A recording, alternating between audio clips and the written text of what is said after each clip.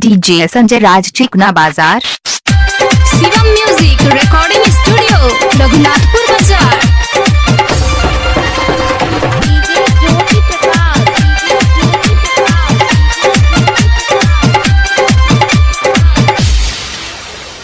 आइल छरानी सिरहा से तू तो बच के,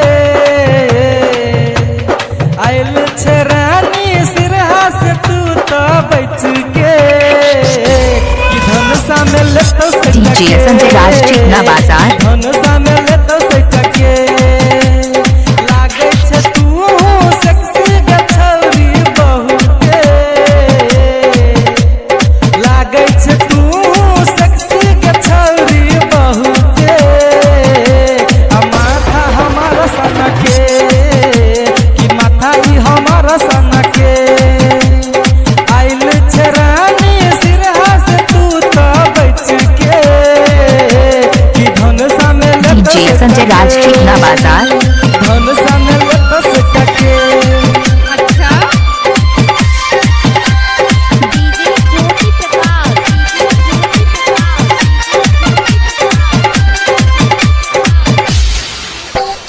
चले छे ना कि हिले हो दुनु, रघुनाथपुर में मार करे बेग तू, रघुनाथपुर में मार करे बेग तू। अच्छा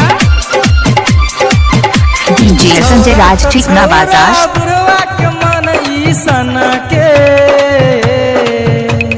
छौरा तो छौरा बुढ़वा के मन ई सना के, कि धन सामे ले तो सटके, आ माथाई हमारा सना के, आ माथाई हमारा सना के।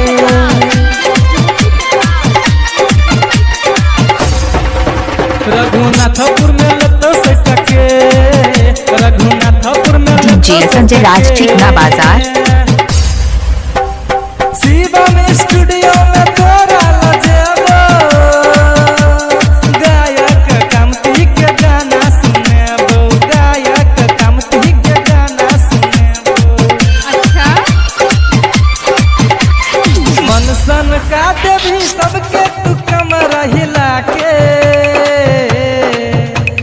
मन सन का देवी सबके तू कमर हिला के, डीजे संजय राज चिकना बाजार। कि धन सामे ले तो सटके, कि धन सामे ले तो सटके। Jyoti Prakash. Shivam music recording studio Raghunathpur बाजार। गोरका उमेश के जतन हजारा, खई है गे छौरी की के चाउमीन आ छोला। डीजे संजय राज चिकना बाजार।